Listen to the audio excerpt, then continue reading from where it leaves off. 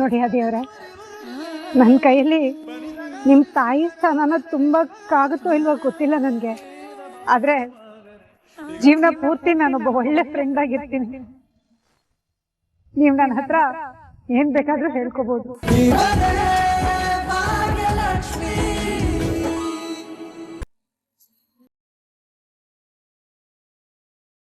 ನಿಮ್ ಮೇಲೆ ಕೋಪ ಇದ್ದಿದ್ದು ನಿಜ ಭಾಗ್ಯ. ಅದೇ ಕೋಪದಲ್ಲಿ ಈ ಫ್ರೆಂಡ್ಶಿಪ್ ಬ್ಯಾಂಡ್ ನ ಕಿತ್ತಾಕ್ಬಿಡೋಣ ಅಂತ ಎಷ್ಟೆಷ್ಟೋ ಪ್ರಯತ್ನ ಪಟ್ಟೆ. ಆದ್ರೆ ನನ್ನ ಕೈಯಲ್ಲಿ ಆಗ್ಲಿಲ್ಲ. ಆಗ್ಲೇ ನನಗೆ ರಿಯಲೈಸ್ ಆಗಿದ್ದು ನನ್ನ ನಿಮ್ಮ ಫ್ರೆಂಡ್ಶಿಪ್ ಎಷ್ಟು ಗಾಢವಾಗಿದೆ ಅಂತ. ಇಷ್ಟು ವರ್ಷಗಳಲ್ಲಿ ನನಗೆ ಸಿಕ್ಕಿರೋ ಮೊದಲನೇ ಫ್ರೆಂಡು ನೀವು ಭಾಗ್ಯ. ಇದೇನಾದಿಯವ್ರೆ ಹೀಗೆ ಹೇಳ್ತಿದ್ದೀರಿ? ನಾನಂತೂ ಅಡ್ಗೆ ಮನೆಗೆ ಸೀಮಿತವಾದವಳು. ನನಗ್ ಫ್ರೆಂಡ್ಸ್ ಎಲ್ಲ ಅಂದ್ರೆ ಸರಿ, ಆದ್ರೆ ನೀವು ಮಾಡರ್ನ್ ಸೊಸೈಟಿಲಿ ಎಷ್ಟೊಂದು ಜನಗಳ ಮಧ್ಯೆ ಇದ್ದವರು, ನೀವ್ ಫ್ರೆಂಡ್ಸ್ ಇಲ್ಲ ಅಂದ್ರೆ ಎಲ್ರು ಹಾಗೆ ಅನ್ಕೋತಾರೆ ಭಾಗ್ಯ. ಇವನ್ಗೇನ್ ಕಡಿಮೆ, ಕೈ ತುಂಬಾ ದುಡ್ಡಿದೆ, ಮಾಡರ್ನ್ ಸೊಸೈಟಿಲಿ ಬದುಕ್ತಾನೆ, ಏನ್ ಬೇಕಾದ್ರೂ ಕೊಂಡ್ಕೊಳ್ತಾನೆ ಅಂತ. ಆದ್ರೆ ದುಡ್ಡಿಂದ ಎಲ್ಲಾನು ಕೊಂಡ್ಕೊಳಕ್ ಆಗತ್ತಾ ಭಾಗ್ಯ? ಸುತ್ತಮುತ್ತ ಇರೋರೆಲ್ಲ ಹತ್ರ ಆಗಕ್ಕಾಗತ್ತಾ ಭಾಗ್ಯ? ಇಷ್ಟ ದಿನ ಎಲ್ರು ನನ್ನ ಬಾಸ್ ಅಂತ ನೋಡ್ತಾ ಇದ್ರು, ಬಿಸ್ನೆಸ್ ಟೈಕೂನ್ ಅಂತ ನೋಡ್ತಾ ಇದ್ರು. ಆದ್ರೆ ಯಾರು ನನ್ನ ಫ್ರೆಂಡ್ ಅಂತ ನೋಡ್ತಾ ಇರ್ಲಿಲ್ಲ ಭಾಗ್ಯ ಅವ್ರೆ. ನನ್ನನ್ನ ಬಾಸ್ ಅಂತ ಟ್ರೀಟ್ ಮಾಡ್ತಾ ಇದ್ದಾರೆ ಅಂತಂದ್ರೆ ಅಲ್ಲಿ ಒಂದು ಭಯ ಇರುತ್ತೆ, ಭಕ್ತಿ ಇರುತ್ತೆ, ಅಡ್ಮಿರೇಷನ್ ಇರುತ್ತೆ. ಅವರು ಬಾಸು, ನಾನು ಎಂಪ್ಲಾಯಿ ಅನ್ನೋ ಒಂದು ಗೆರೆ ಇದ್ದಾಗ ಡೀಪ್ ಆಗಿ ಫ್ರೆಂಡ್ಶಿಪ್ ಬೆಳೆಯಕ್ಕೆ ಸಾಧ್ಯನೇ ಇಲ್ಲ. ಎಷ್ಟೇ ಕ್ಲೋಸ್ ಇದ್ರೂ ಆರಾಮಾಗಿ ಕೂತ್ಕೊಂಡು ಮಾತಾಡಕ್ ಆಗಲ್ಲ ಭಾಗ್ಯ. ಮನಸ್ಸು ಬಿಚ್ಚಿ ಮಾತಾಡಕ್ಕೂ ಆಗಲ್ಲ. ಆದ್ರೆ ಅಂಥ ಗೆಳೆತನ ಸಿಕ್ಕಿದ್ದು ನನ್ನ ಭಾಗ್ಯ.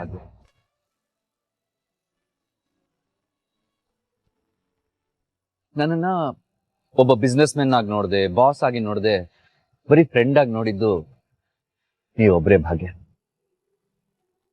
ಇಷ್ಟು ವರ್ಷ ಯಾರ ಹತ್ರನೂ ಹಂಚ್ಕೊಳ್ದೆ ಇರೋ ನೋವನ್ನ ಇವತ್ತು ನಿಮ್ ಹತ್ರ ಹೇಳ್ಕೋಬೇಕು ಅಂತ ಅನಿಸ್ತಾ ಇದೆ. ನನಗೆ ಹಳೆ ಕಥೆ ಇರೋದು ಸತ್ಯ, ಆದ್ರೆ ಅದನ್ನ ಹೇಳ್ಕೊಳ್ಳೋ ಹಂತದಲ್ಲಿ ನಾನಿಲ್ಲ. ಅದನ್ನ ನೆನ್ಪು ಮಾಡ್ಕೊಂಡ್ರೆ ಈಗ್ಲೂ ನಂಗೆ ನೋವಾಗುತ್ತೆ ಭಾಗ್ಯ. ಯಾಕೆಂದ್ರೆ ಆ ಸಂಬಂಧದಲ್ಲಿ ನನ್ನ ಲೈಫಲ್ಲಿ ಏನೇನು ಆಗ್ಬಾರ್ದಿತ್ತೋ ಎಲ್ಲ ಆಗೋಯ್ತು. ಈಗಲೂ ನಾನೇ ಮೋಸ ಹೋದೆ ಅನ್ನೋ ಫೀಲಿಂಗು. ನಾನು ಯಾರನ್ನ ಹಚ್ಕೊಂಡ್ರು ಅಷ್ಟೆ, ಯಾವುದೇ ಕಾರಣಕ್ಕೂ ಅವ್ರ ಕೈ ಬಿಡಲ್ಲ. ಅವ್ರಿಗೋಸ್ಕರ ಪ್ರಾಣ ಬೇಕಾದ್ರೂ ಕೊಡ್ತೀನಿ. ಆದ್ರೆ ನಾನು ಅಷ್ಟೊಂದು ಪ್ರೀತಿದವಳು ನನ್ನ ಬಿಟ್ಟು ಹೋದ್ರೆ ನನ್ನ ಕೈ ತಡೆಯಕ್ಕಾಗಲ್ಲ. ನಾನು ತುಂಬಾ ವೀಕ್ ಆಗ್ಬಿಡ್ತೀನಿ ಭಾಗ್ಯ. ನಾನು ಎಲ್ಲಾ ವಿಷಯದಲ್ಲೂ ಗಟ್ಟಿ ಇದ್ರು ಪ್ರೀತಿ ವಿಷಯದಲ್ಲಿ ವೀಕ್ ಇದ್ದೀನಿ ಭಾಗ್ಯ. ಅದಕ್ಕೆ ಕಾರಣ ನನಗೆ ಸಿಗದೆ ಇರೋ ಅಮ್ಮನ ಪ್ರೀತಿ. ಬೆಳೆಯೋ ಮಕ್ಕಳಿಗೆ ಅಮ್ಮ ಎಷ್ಟು ಮುಖ್ಯ ಅಂತ ನಿಮಗ್ ಗೊತ್ತಲ್ವಾ? ಆದ್ರೆ ಚಿಕ್ಕ ವಯಸ್ಸಲ್ಲೇ ನಾನು ನಮ್ಮ ಅಮ್ಮನ ಕಳ್ಕೊಂಡೆ. ಮೀನಾಕ್ಷಿ ಅತ್ತೆ ನಮ್ಗೇನು ಕಡಿಮೆ ಮಾಡಲಿಲ್ಲ, ಚೆನ್ನಾಗೇ ನೋಡ್ಕೊಂಡ್ರು. ಆದ್ರೂ ಅಮ್ಮ ಇಲ್ಲ ಅನ್ನೋ ಕೊರಗಿದ್ಯಲ್ಲ, ಅದು ನೀಗ್ಲೇ ಇಲ್ಲ. ಅಮ್ಮನ ಮಡಿಲು ಬೇಕು ಅನ್ನೋ ಹಸಿವು ಎಷ್ಟಿತ್ತು ಅಂತಂದ್ರೆ ಎಲ್ರಿಗೂ ಅಮ್ಮ ಇದ್ದಾರೆ, ನನಗೆ ಯಾಕೆ ಅಮ್ಮ ಇಲ್ಲ ಅಂತ ಎಷ್ಟೋ ಸಲ ಒಬ್ನೇ ಕೂತ್ಕೊಂಡು ಅಳ್ತಾ ಇದ್ದೆ. ಅಮ್ಮ ಬೇಕು ಅಮ್ಮ ಬೇಕು ಅಮ್ಮ ಬೇಕು ಅಂತ ಹಂಬಲಿಸ್ತಾ ಇದ್ದೆ. ಅಮ್ಮ ಇಲ್ದೆ ನಾನು ಕೊರಗ್ತಾ ಇದ್ದೀನಿ ಅಂತ ನಾನು ಯಾರ ಹತ್ರ ಆದ್ರೂ ಹೇಳ್ಕೊಂಡ್ರೆ ಎಲ್ಲಿ ವೀಕ್ ಆಗ್ತೀನಿ ಅಂತ ನಾನು ಯಾರ ಹತ್ರನೂ ತೋರಿಸ್ಕೊಳ್ತಾ ಇರ್ಲಿಲ್ಲ. ಆದ್ರೆ ಯಾರೇ ಸಿಕ್ಕಿದ್ರು ಅವ್ರ ಹತ್ರ ನನ್ನ ತಾಯಿ ಪ್ರೀತಿ ಸಿಗ್ಬೋದು ಅಂತ ಹುಡುಕ್ತಾ ಇದ್ದೆ. ತಾಯಿ ಪ್ರೀತಿನ ತುಂಬಕ್ಕೆ ಯಾರಾದ್ರೂ ನನ್ನ ಲೈಫಲ್ಲಿ ಬರ್ಬೋದು, ನನಗೆ ಸಿಗ್ಬೋದು ಅಂತ ಕಾಯ್ತಾ ಇದ್ದೆ. ಆಗ ಸಿಕ್ಕಿದ್ದೆ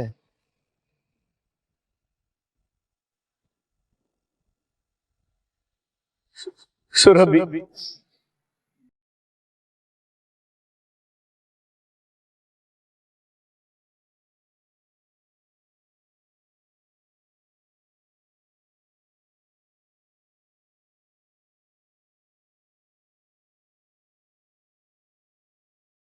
ಅದೇವ್ರೆ, ಇಲ್ಲಿ ನೋಡಿ, ನಾನು ಆಗ್ಲೇ ನಿಮ್ಗೆ ಹೇಳ್ದೆ ಅಲ್ಲ, ಇದ್ರ ಬಗ್ಗೆ ಎಲ್ಲ ಮಾತಾಡೋ ಅವಶ್ಯಕತೆ ಇಲ್ಲ ಅಂತ. ಸುಮ್ಮನೆ ಇದ್ರ ಬಗ್ಗೆ ಎಲ್ಲ ಮಾತಾಡಿ ನಿಮ್ ಮನ್ಸಿಗೆ ನೋವು ಮಾಡ್ಕೋಬೇಡಿ. ನಾನು ನಮ್ಮ ಅಮ್ಮನಿಂದ ಮಿಸ್ ಮಾಡ್ಕೊಳ್ತಾ ಇದ್ದಂತ ವಾತ್ಸಲ್ಯ, ಮಮತೆ, ಕಾಳಜಿ ಎಲ್ಲಾನು ಸುರಭಿ ಕೊಟ್ಲು. ಅವಳಿಲ್ದೆ ನಾನ್ ಬದುಕೋಕೆ ಆಗಲ್ಲ ಅನ್ನೋ ಫೀಲಿಂಗ್ ನನಗೆ ಕೊಟ್ಲು. ಕೊನೆವರೆಗೂ ತಾಯಿಯಾಗಿರ್ತೀನಿ ಅಂತ ಮಾತು ಕೊಟ್ಟವಳು ಅರ್ಧಕ್ಕೆ ಕೈ ಕೊಟ್ಟು ಹೊರಟೋದ್ಲು. ಹೊಟ್ಟೆ ಹಸು ಅನ್ನೋದು ಹೇಗೆ ಮನುಷ್ಯನ ಕೈಯಲ್ಲಿ ಕೆಟ್ಟ ಕೆಲಸಗಳನ್ನ ಮಾಡಿಸ್ಬಿಡುತ್ತೋ, ಹಾಗೆ ಪ್ರೀತಿ ಹಸು ಕೂಡ ನಮ್ ಕೈಯಲ್ಲಿ ಕೆಟ್ಟ ಆಯ್ಕೆಗಳನ್ನ ಮಾಡಿಸ್ಬಿಡುತ್ತೆ ಅನ್ಸುತ್ತೆ. ಅವಳೇ ಕೆಟ್ಟವಳು ಅಥವಾ ನನ್ನ ಟೈಮೇ ಕೆಟ್ಟದೋ ಗೊತ್ತಿಲ್ಲ. ಒಟ್ಟಿನಲ್ಲಿ ನನ್ನ ಲೈಫಲ್ಲಿ ಒಂದೇ ಒಂದು ಹನಿ ಪ್ರೀತಿ ದಕ್ಕಿಸ್ಕೊಳಕ್ ಆಗ್ಲಿಲ್ಲ.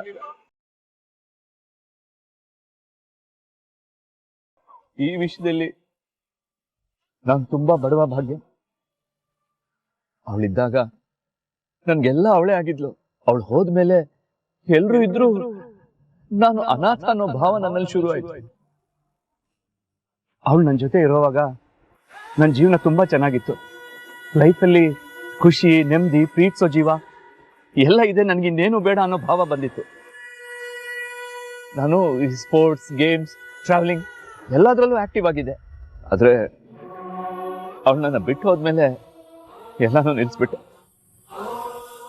ಟ್ರಾವೆಲಿಂಗ್, ಬಾಕ್ಸಿಂಗ್, ಓದೋದು ಎಲ್ಲಾನು ಬಿಟ್ಬಿಟ್ಟೆ. ಅವಳು ಹೋದ್ಮೇಲೆ I went into depression. ನಾನು ಅವಳ ಜೊತೆ ಇದ್ದಾಗ ನಾನು ಯಾವಾಗ್ಲೂ ನಮ್ಮ ಅಮ್ಮನ ಜೊತೆ ಇದ್ದೀನೇನೋ ಅಂತ ನನ್ಗೆ ಅನಿಸ್ತಾ ಇತ್ತು. ಅವಳು ಹೋದ್ಮೇಲೆ ಲಿಟ್ರಲಿ ನಾನು ಅನಾಥ ಆಗಿದ್ದೀನಿ ಅಂತ ನನ್ಗೆ ಅನ್ಸೋಕ್ ಶುರು ಆಯ್ತು. ಮತ್ತೆ ಅಮ್ಮನ ನೆನಪುಗಳು, ತಾಯಿ ಪ್ರೀತಿಗೋಸ್ಕರ ಒದ್ದಾಟ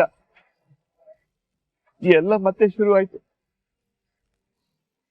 ನಿಮಗೆ ಗೊತ್ತಾ ಭಾಗ್ಯ, ನಿಜ ಹೇಳ್ಬೇಕು ಅಂತಂದ್ರೆ ನಮ್ಮಮ್ಮ ತೋರಿಸ್ತಾ ಇದ್ದಂತ ಪ್ರೀತಿ, ವಾತ್ಸಲ್ಯ ಎಲ್ಲಾನು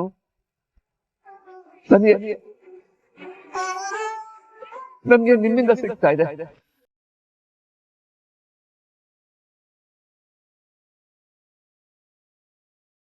ಇವನ್ನ ಮಾತಾಡ್ದಾಗೆಲ್ಲ ನನ್ಗೆ ನಮ್ಮಮ್ಮ ನೆನಪಾಗ್ತಾರೆ.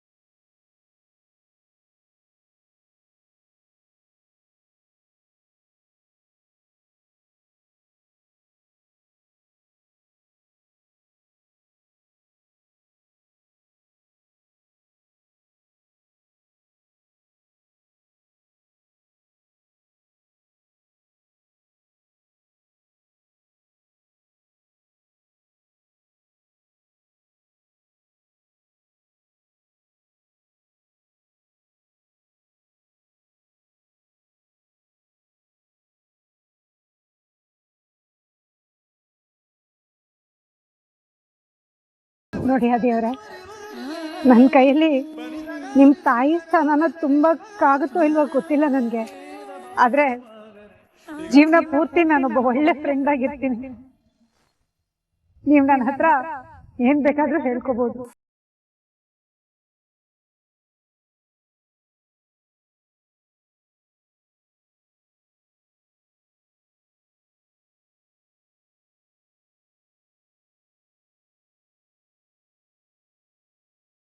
ಭಾಗ್ಯ, ನಾನಿನ್ ಹೊರಡ್ತೀನಿ.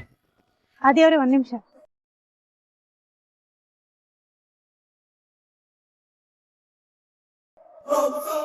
ಮಾವ ನೀರು. Thank you. ಡ್ಯಾಡ್, ಪ್ರಸಾದ ತಗೊಳ್ಳಿ. ಇದ್ದಕ್ಕಿದ್ದಾಗೆ ಟೆಂಪಲ್ಗೆ ಹೋಗ್ತಿದ್ದ? ಬ್ರೋ ಮೆಂಟಲಿ ಸಫರ್ ಮಾಡ್ತಿದ್ದಾನಲ್ಲ, ಅವ್ನಿಗೆ ಒಳ್ಳೇದಾಗ್ಲಿ ಅಂತ ಅವನ ಹೆಸರಲ್ಲಿ ಪೂಜೆ ಮಾಡಿಸ್ಕೊಂಡ್ ಬಂದೆ. ಎಲ್ಲೋ ನಿನ್ನ ಬಂದಿಲ್ವಾ? ಇಲ್ಲಮ್ಮ, ಭಾಗ್ಯ ನೋಡಕ್ ಹೋಗಿದ್ದಾನೆ. ನಾನು ಅವನಿಗೋಸ್ಕರ ಟೆಂಪಲ್ ರನ್ ಮಾಡ್ತಿದ್ರೆ ಅವ್ನು ಅವಳ ಮನೆಗೆ ಹೋಗಿ ಕುತ್ಕೊಂಡಿದ್ದಾನೆ. ಇನ್ನು ಅದೇನು ಎಡ್ವರ್ಟ್ ಮಾಡ್ತಾನೋ ಏನೋ ಗೊತ್ತಿಲ್ಲ. ಅತ್ತ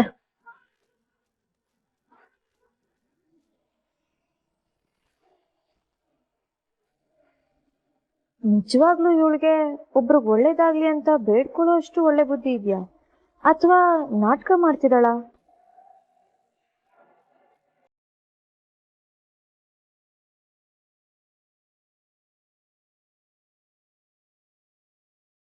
ಎಲ್ಲ ನಾನು ಅನ್ಕೊಂಡಾಗೆ ಆಗ್ತದೆ. ಬ್ರೋ ಫುಲ್ ಡಿಪ್ರೆಷನ್ ಅಲ್ಲಿ ಇದ್ದಾನೆ. ಅವನು ಆಫೀಸಿಗೆ ಬರೋದಂತೂ ಡೌಟ್. ಇನ್ನೊಂದು ಸ್ವಲ್ಪ ದಿನ ಬ್ರೋ ಡಿಪ್ರೆಷನ್ ಅಲ್ಲಿ ಇದ್ದಾನೆ ಅಂತ ಎಲ್ಲ ಕಡೆ ನ್ಯೂಸ್ ಸ್ಪ್ರೆಡ್ ಆಗುತ್ತೆ. ಅವಾಗ ಎಲ್ಲ ಇನ್ವೆಸ್ಟರ್ಸು ಇನ್ವೆಸ್ಟ್ಮೆಂಟ್ನ ವಾಪಸ್ ಇಸ್ಕೊಳ್ತಾರೆ. ಕಂಪನಿನ ಉಳಿಸ್ಕೊಳ್ಳೋದಕ್ಕೆ ಡ್ಯಾಡ್ಗೆ ನನ್ನ CEO ಮಾಡೋದ್ ಬಿಟ್ಟು ಬೇರೆ ಆಪ್ಷನ್ನೇ ಉಳಿಯಲ್ಲ.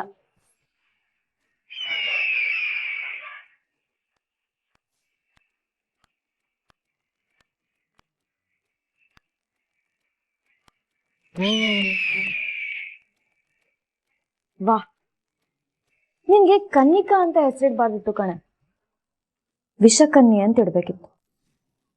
ಮನೆಯವ್ರ ಮೇಲೆ ವಿಷ ಕಾರ್ತಿಯನೆ. ಓ ಗಾಡ್, ಇವಳೆಲ್ಲ ಕೇಳಿಸ್ಕೊಂಡ್ಬಿಟ್ಲಾ? ನಾನ್ ಮೊದ್ಲೇ ಗೆಸ್ ಮಾಡಿದ್ದೆ ಕಣೆ, ಇದ್ರಲ್ಲಿ ನೀನೇನೋ ಕಣ್ಣ ಮುಚ್ಚಾಲೆ ಆಟ ಆಡ್ತಿದ್ಯಾ ಅಂತ.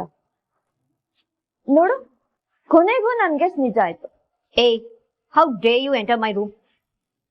ನಿಮ್ ಅಕ್ಕ ತಂಗಿದ್ರೆ ಸೆನ್ಸ್ ಅಲ್ವಾ? ಕೇಳ್ದೆ ಇನ್ನೊಬ್ರು ರೂಮ್ ನುಗ್ಬಿಡ್ತೀರಾ? ನಾನ್ ಹಾಗೆ ನುಗ್ಗಿದ್ದಕ್ಕೆ ನಿಂದ್ ಬಂಡವಾಳ ಏನು ಅಂತ ಗೊತ್ತಾಗಿದ್ದು. ಅಧಿಕಾರ ಪಡ್ಕೊಳಕೋಸ್ಕರ ಸ್ವಂತ ಅಣ್ಣನ ಹೆಸರೇ ಹಾಳ್ ಮಾಡ್ತಿದ್ಯಲ್ಲ, ನಾಚಿಕೆ ಆಗಲ್ಲ ನಿನ್ಗೆ? ನಿನ್ ಜನ್ಮಕ್ಕಿಷ್ಟು. ಏಯ್,